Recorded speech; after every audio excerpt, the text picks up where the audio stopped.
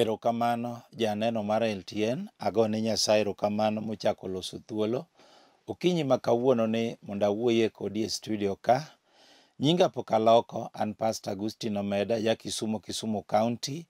Ae gweng' miluongo ni Kogony, buto koro Gonda School. Ajal mowar kendo ajaneno mar Yesu Kristo. En okinyi ma jaber ma Nyasaye owalona to waloni. Adwa ni kawe thuolo ni dakika moko matin ka ng'eny to 30 mondo ang' alam kodi Nyasaye. Omiyo janeno mana kaka fulorani no.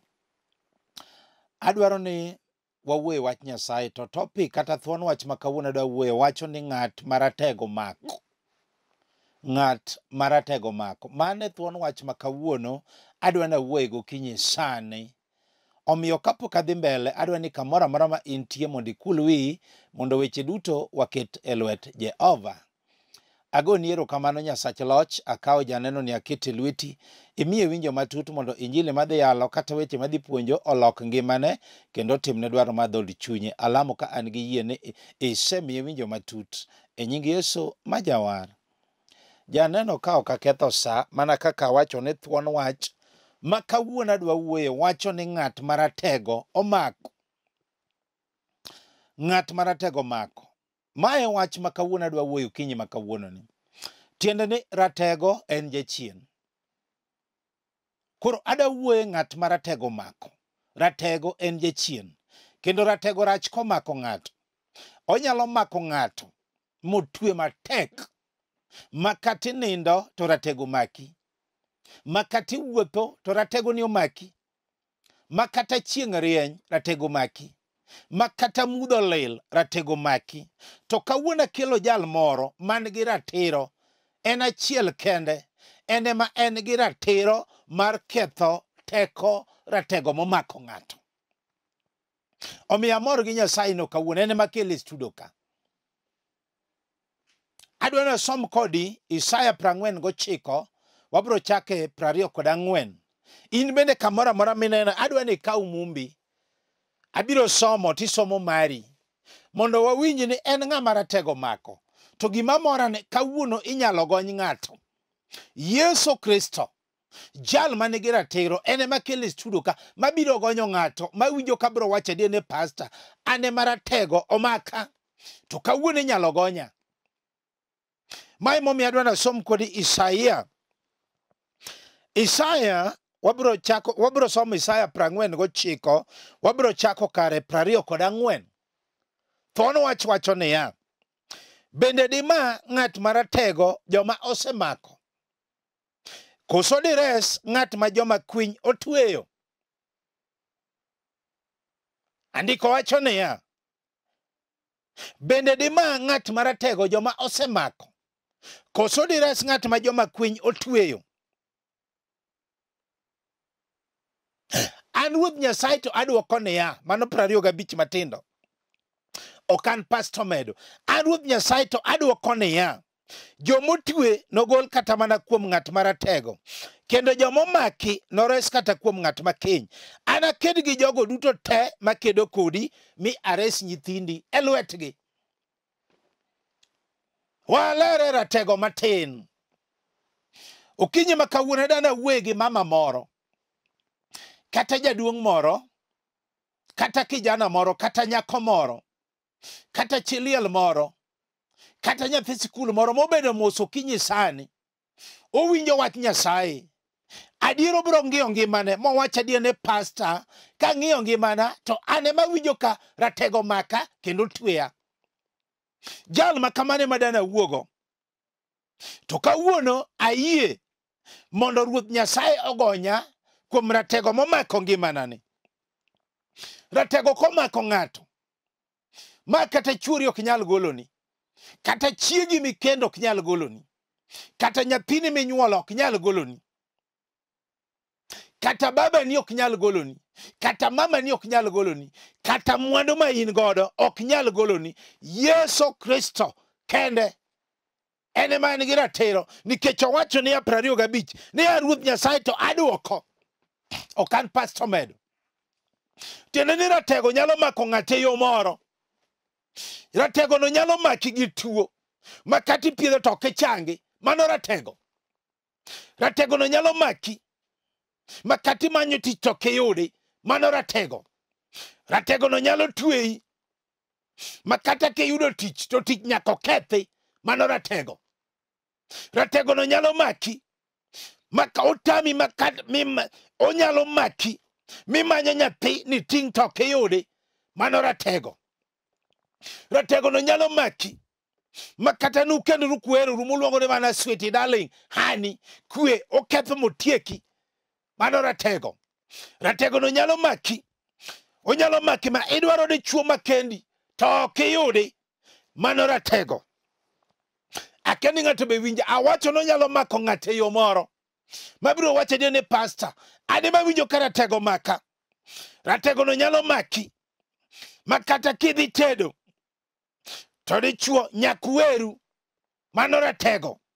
Ratego no nyalo maki makati mako ich to ijno nyaka lwar gi dweche 3, mano ratego. Awuoyo ratego yaye to kawuono jal moro ni ka mane gi teko mar ketho teko ratego. Ratego no nyalo maki makati dwaro dhako mikendo to ok bedi, in mon weyi aweya, mano ratego. Ratego no nyalo maki ipango mondo mi ikendi to weche go dhi maruchre malal. Awuoyo ratego, ratego yaye. Ratego no nyalo maki onyalo maki ohala makati chako timo ohala to ohala no podha podha. Wawuoyo ratego yaye. Gima mora na kelo Yesu Kristo, jal manigi ratiro mar ketho chunye mag ratego momako ng'ato. Ratego no nyalo maki makati chako ohala to podha podha, mano ratego. Samoro ipango to chunyi chida go ohala no miwe, mano ratego. Ratego no nyalo maki makati pango gedo to ok timreni, mano ratego. Ratego no nyalo maki makati pango golo dala wachno ruchere malal, mano ratego. Akani ng'ato be winjo kinyi makawuono ni mabiro wacho ni pastor ane mawinjo ka ratego maka to kawuono winjo kibiro gonya. Ratego no nyalo maki adier makati pango mondo minyuomi dhok to ok timre, mano ratego. Samoro nyalo pango mondo inyuom chiegi maber to ratego tamore, mano ratego yaye. Ratego no nyalo mako dala moro gi kong'o makati puonjo nyithindo to onge mayudo tich, mano ratego. Ratego no nyalo maki makati yudo pesa lweti to gima pesa no konyi go onge, mano ratego. Ratego no nyalo maki makati pango ni usgiri moro mondo konyi yo moro. Ratego tamore ni okiyudi kata ng'at mabiro penjo onge. Wawuoyo ratego yaye. Ratego no nyalo maki motami nyaka somo makata ne rieke skul intini dok mana kifuo yie mayombi. Wawuoyo ratego yaye. Ratego no nyalo mako dala moro, onyalo mako dala moro gi tho, en tho higa ka higa wiko, mano ratego. Wawuoyo ratego yaye. To kawuono kelo Yesu Kristo, jal manigi ratiro, jal manigi teko mar ketho chunje mag ratego ng'at momako. Adier ratego rach komako ng'ato, onyalo mako ng'ato gi tuo, en wich bar mosiko, lokruok onge. Samoro en tuo sukari, samoro en tuo pressure, samoro en kansa, samoro en asma, mano ratego momako ng'ato. Samoro en tuo maringe chogo, samoro en maringe remo, samoro en lek maricho mibuogori gotieno kenende. Ratego yaye. Jal moro chieng' moro biro ira, mama moro chieng' moro biro ira, ong'isa ni pastor ane maratego maka. Ne winjo ka chieng' moro yalo ratego momako ng'ato, tadiera ne maratego no maka. Koro nobiro ira ong'isa ni pastor omaka gi tuo mar asma, amuonyo yath kendo inhale, pastor othung'a ma ok aninde. Sama nobiro ira ng'isa ni adwa lamo kodi Nyasaye nikech ondike muma mar Mathayo. Nasomo kode muma mar Mathayo 15:13 mawacho niya, gimoro amora mane wuora manie polo ne ok opidho inyalo pudhi. Nopudh ratego mar asma e ngima mamani noyudo chang. Akani ng'ato be winje kama nitie. nikech ondike 25 wacho niya, ni an Ruoth Nyasaye to adwoko niya, joma otue nogol kata mana kuom ng'at maratego, kendo joma omaki nores kata kuom ng'at makiny. Anaked gi jogo duto te makedo kodi mi ares nyithindi e lwetgi. Nores mamane. Adiero nyalo mako ng'ato motam ni ok nyal yudo dichuo. Samoro tindi limo wede mathoth, ng'at ma penyi nyingi onge, mano ratego. Adiero nyalo maki, ng'ato ok dwari, mano ratego. Adiero nyalo maki, nitie ka ratego golo, ok ibedi omaki mar wuoth, in koro tindi wuotha, mano ratego. Nyithindo in ga adek, ng'ato ka ng'ato gi wuongi, to ne dichuo makendi onge, ratego tamore. Tich nyalo bedo godo, to ratego maki ni ng'etni dichuo midak godo otamore. Samoro ber kaka ji wacho ni jaber jaula. Adier chon kane ng'iyo to ne in figure 8. Ratego nyalo duokie figure 3.2 makata ng'at maneni onge, mano ratego. To kawuono, awinjo ka Nyasaye biro timo. Onyalo maki, dong ineno kotami tedo, tini dok dalau, iloko to mama uchiemo, mama upaki na tieno nyathina, bad na nyuoli mana wuoi, mama ukia, ne yane, ratego momaki. To kawuono, Nyasaye biro timo. Nyako moro chieng' moro winja kayale Lolwe TV kaka yalo sanene. Ong'isa ne pastor. Otibona neno ne pastor.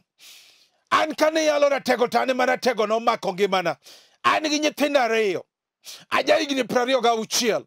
Pastor pod atin. To ratego tamone ni ok anyal tedo. Pastor ing'e gima notimore ngimana. Nogam na jaduong' mar ja higni 60 ni mondo bed chuora. Iwinjo. Mae timbe ratego. Ma timbe ratego. Ndiko wacho niya, an Ruoth Nyasaye to adwoko niya, ni joma otue kendo joma omaki nores kata kuom ng'at makiny. Anaked gi jogo duto te makedo kodi mi ores nyithindi e lwetgi. Kawuono ibiro res ng'ato. Adiero nyalo mako ng'ato sani manena ka sani. Utami yuda tich. Mano ratego. Omako, omanyi. Imanyo tich to ok iyudi. Mano ratego. Samora adier, ino maki, ing'isi mana ni kuja kesho, ing'isi na kuna kazi, mano ratego maki, samora ingi certificate, kendo ingi degree, kata master, ratego tamini ok inya yudo tich. Jika to ini donga. Ratego yaye. Ratego racho kawuono Yesu biro gonyo ng'ato. Nyasaye biro gonyo ng'ato kawuono e chudo ka, jal mokete Lolwe TV sane. Adier indiko ji tich permanent. To ratego tami. Inidong mana casual. Higa ka higa. Ratego kiyudo tich. To ratego ketho. Akiani ng'ato be winja kama nitie. Kijana moro bende chieng' moro biro ira. Ong'isa ni pastor. Ane maratego maka kendo otue ngimana. Asomo an gi certificate. Pastor. Adhumo kisungu madongo. Pastor to ok nyalo konya. Sani higni 8 kapok ayudo tich. Samano biro ira. Anyise ni winjo kijana. Ondikia muma. Jeremiah 29:11. Ni Nyasaye pango maber. Magi tich ratego. Samana alamo kode Nyasaye. Jochiende mag ratego nowe. Kendo noyudo tich. En manager e kambi moro e piny Nairobi ka. Akiani ng'ama biro wacho adier ne pastor. Ani ma winjo ka ratego mako ngimana. To kare Nyasaye dwoko niya, an Ruoth Nyasaye to adwoko niya, ok an pastor Omedo, ni joma otue ibiro gony kata kuom ng'at maratego, kendo joma omaki nores kata kuom ng'at makiny. Anaked gi jogo duto te makedo kodi mi ares nyithindi e lwetgi. Akiani ng'ama wacho adier ne pastor. Awinjo ka ratego mako ngimana. Adiero nyalo mako ot moro. Onyalo mako dala moro mokos kwe ok nyal betie, kwe mar ot. Adier okuro medok. Ratego mako upile. Mano ratego. Adier ratego tami. Ratego notieko nying mar sweetie, honey, darling, popcorn. Mago norumo. Maratego loko. Tidu luogoru gi nyinge le. Akiani ng'ato be winja kama nitie. Magi tij ratego. Adiero makou. Ng'ato ninde sitting room. Ng'ato ninde bedroom. Ratego makou. Ok unyal rome dhok. Samoro adiero mako mama moro ka. manena kasani olelo ma okomuonyre. Mano ratego mar lelo. Adier samoro mako chuori nindo nyaka oko. Oger koduogo gokinyi to ger kapilo matindo. Mano ratego make. Adier samoro ng'ato ok uchieme e ot, ng'ato chieme e hotel to ni ot to maru, ratego tamore. Kawuono winjo kibiro gonyo ng'ato. Ibiro gonyo ng'ato kawuono, kata ng'ato achiel mane naka. Haijalishi ni ne piny mane. Mama moro chieng' moro biro ira. Otimona neno ne pastor. Kore ko kenda an gi dweche, an gi higni 2. Wan gi nyathi achiel.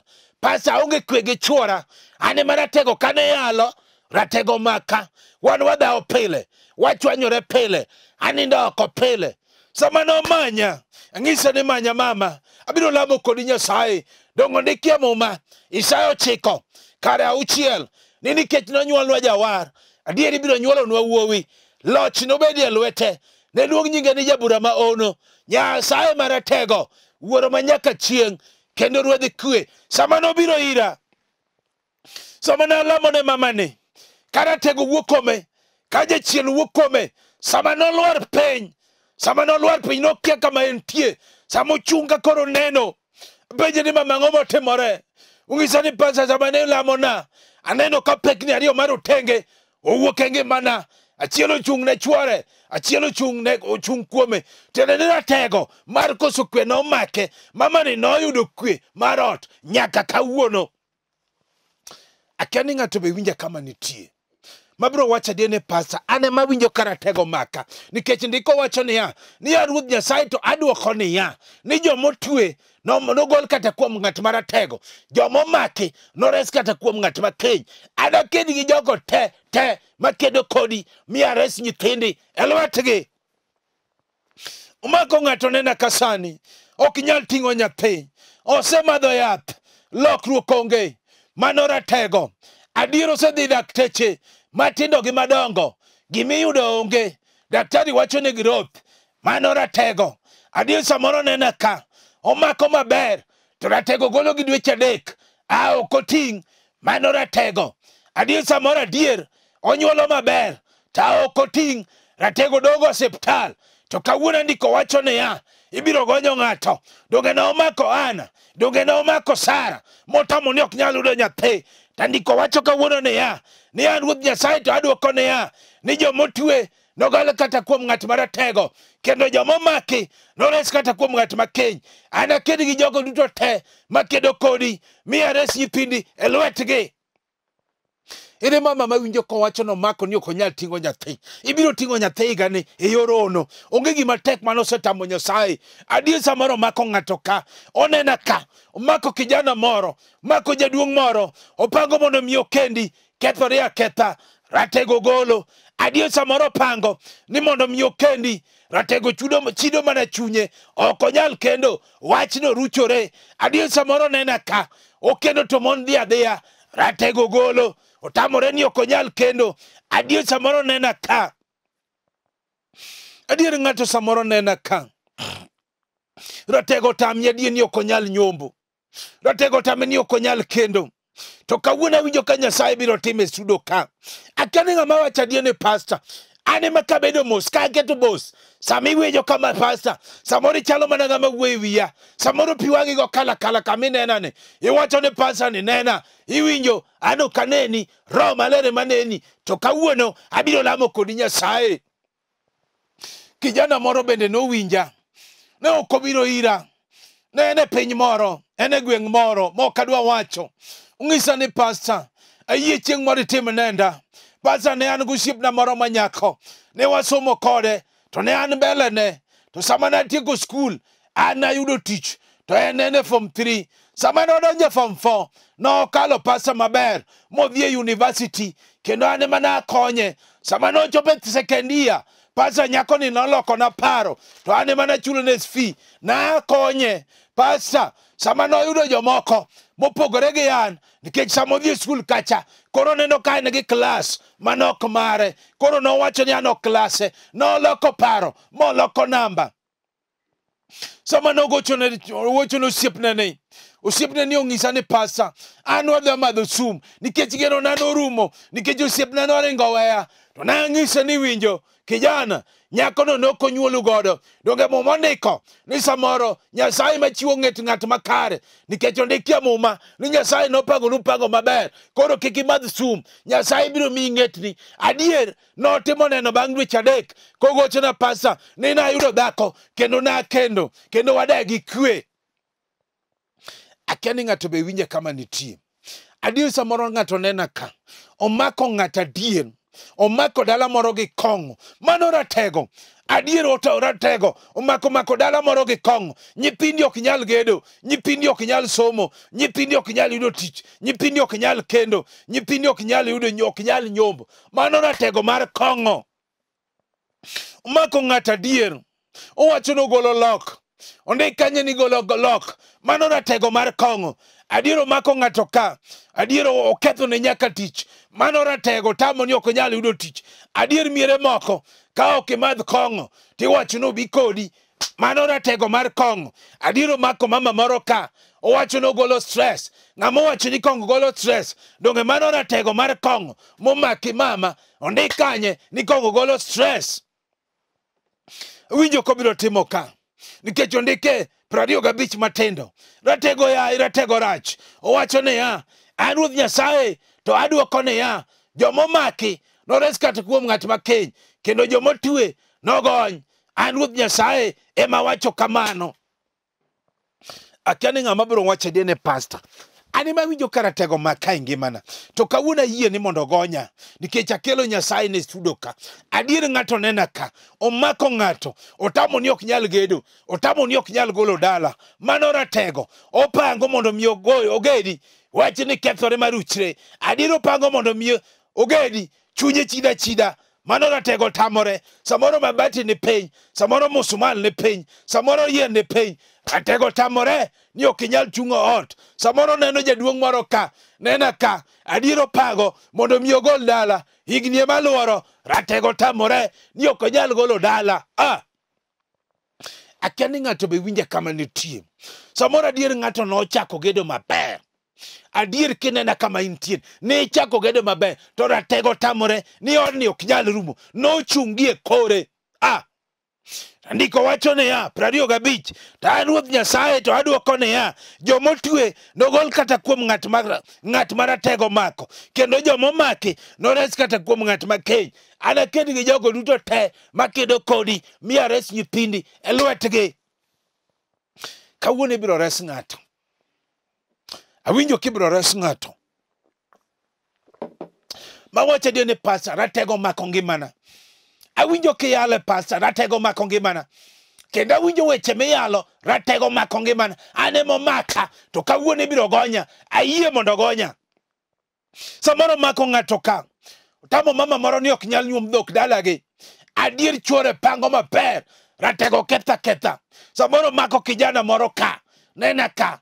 Opango mondo nyonyom chiege. Weche giruchore malal. Samoro nena ka dier. Ratego chido mana chunye. Samo pango mondo dwa nyuomo chiege. Ratego chunyo mana chide. Mawacho ruchre malal. Samoro king'iyo nyimine ni mane kuongone. Nose nyuomo dhok te. Weche gi odong' kalite chunyi. Ratego tamore. Ndiko wacho ne ya. An Ruoth Nyasaye ok an pastor Omedo. Adwoko ne ya. Joma otue nogony kata kuom ng'at maratego. Kendo joma omaki nores kata kuom ng'at makeny. Anaked gi jogo duto te makedo kodi. Miya res nyithindi e lwetgi. Samoro mako ng'ato. Otamo ni ok nyal timo ohala. En kochako maber to ratego nyaka podho andeno. Adier samoro pango maber. To ratego chido mana chunye. Mowere gi wacho ohalano. Moko chako nindo leki. Adier nena ka. Ochako maber. Samoro en mar rech. Samoro en mar omena. Samoro en mar wuoch. Samoro en mar lewni. Samoro ya hotel. Samoro en gi yedhi nam. Samoro en gi workshop. Samoro en gi duka. Samoro en gi M-Pesa. Kata ng'at manyiewi onge. Ratego tamore. Ratego ya irach komako ng'ato. To an Ruoth Nyasaye tadwoko ne ya. Ni joma omaki nores kata kuom ng'at makeny. Anaked gi jogo duto te makedo kodi. Miya res nyithindi e lwetgi. Nikech ratego ok bi abiya. Samoro nitiere joma dhiro ratego. To kawuono owacho niya, abiro kedo kod jogo duto te makedo kodi. Miya res nyithindi e lwetgi. Kawuono ibiro resi. Akia ni ng'ama wacho pastor ni ane maratego maka. Adier samoro nyathi skul moro kanena kasani. Owacho adier kong'iyo ngima, owacho adier ne pastor kata ene college ni ane maratego maka. Chon nariek, tinde adok mana chien. Ratego mar fuo maka pastor. Kawuono abiro lamo kodi, adwa ni lam kode Nyasaye. Adier samoro nena ka.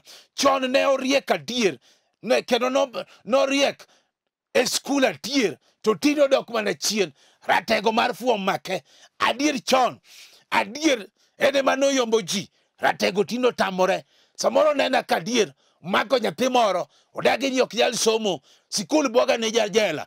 Ratego mano make. Adier samoro ene college, ratego make. Mar school fee, okone kama dhi wuoke, mano ratego make. To kawuono, ndiko wacho niya, an Ruoth Nyasaye tadwoko niya, jomotue ibiro gony, kendo jomomaki ibiro resi. An Nyasaye mawacho kamano, okan pastor Omedo. Akia ni ng'ama wacho adier ne pastor. Ayie ni mondo kawuono ogonya kuom ratego. Kech adwa somo kodi muma mar ariyo.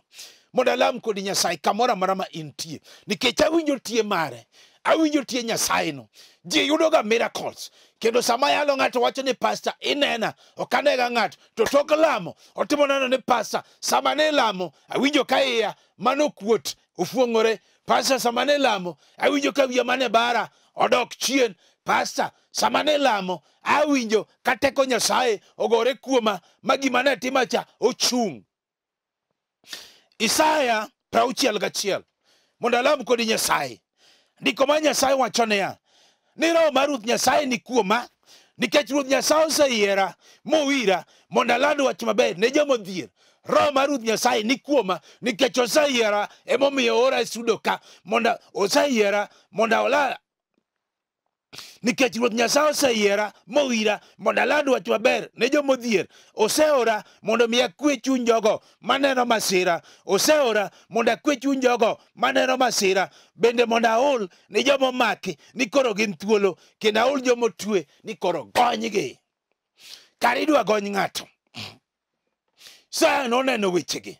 Roho moore e studio ka idwa gony ng'ato, mondo ang'is joma otue ni koro gonygi, kendo ang'is joma omaki ni koro gin thuolo. Obedi en tuo, osegonyi. Obedi en koso tich, osegonyi. Obedi en nyathi mane idwaro, osegonyi. Obedi en kend, osegonyi. Obedi en kendo mane idwaro, osetimni. Obedi en nyombo, obedi en kong'o, obedi en ohala, obedi en gedo, obedi en rieko mar skul kata kwe, Ruoth Nyasaye osegonyi.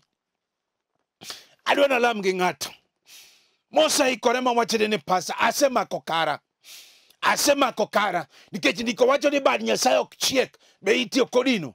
Adwa ore kama intie. Weya ni gimitimo. Kinyalo mako tibe timake. Kinyalo go choge penye tigo. Nikech teko biro wuok e studio ka, to gore ngimani, to Nyasaye timo. Walamo. Agoni ero kamano Nyasach loch. Akawo janeno ni akete lweti. Kawo mama ni. Kawo kijana ni. Kawo jaduong ni. Kawo chilion ni. Kawo nyathi skul ni. Nyasaye akete lweti. Ma ratego mako. Dhiye kama intie. Gol ne ratego momake. Mana kaka ni golo ne jomoke momaka. Gol ne Nyasach loch. Alamo kan gi yie ni timone e nying Yesu majawar. Bed gi yie ni osegonyi. Mana kaka wacho ni nyinga en pastor Agustino Omedo. Aja Kisumu County. Aego milongo ni kogony buto korogona school. Ajal mowar kendo mopong kod teko maro maler. Ji osekawo nambana moyudo konyruok. To kapok ikawo, kanisa na malembe iluongo ni House of Hope and Redemption International Church. House of Hope and Redemption International Church. Wayudore Babadogo, wane Babadogo Primary. Kanye ma wane gi hall. Ji osebiro moyudo konyruok mokawo miracles. Ka in Nairobi Chuny Town ka ikawo number 25. Lori Terminus Mwicho Babadogo. Aego namba madhi weyo ni. Namba mar simu en 0726 843941. Anuoyo 0726 843941. Namba machielo minyalo yudago 0750 38 34 99. 0750 38 34 99. Come and receive your miracles. Shalom.